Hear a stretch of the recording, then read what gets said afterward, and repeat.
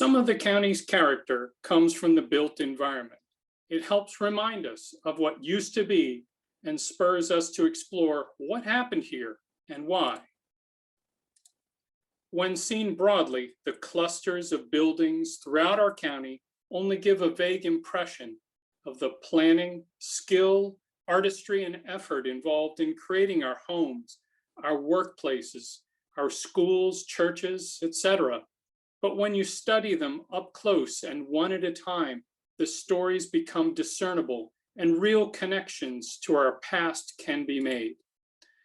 The earliest skilled laborers became artisans, which then supported the development of artists and architects. As cleverly illustrated by Mike Abel, here we see one of the county's premier historic artists, Charles Demuth, working up the inspiration for his famous "I Saw the Figure 5 in Gold" in 1928. Just outside his window is the steeple of Trinity Lutheran Church.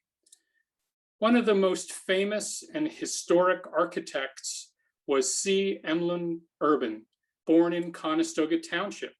He designed many of Lancaster's notable buildings, including the Farmers Southern Market on Queen Street in 1818, the Watt and Shand department store in 1898, the Stevens High School in 1904, and the Grice Building in 1924. These great illustrations were produced for the Historic Preservation Trust's 2008 calendar. Many of the productive farms needed barns for storage and the housing of animals or equipment. Hundreds of mills all over the county have helped us do the work too difficult for us or for our animals. Throughout the county, small school buildings offered a place for local education.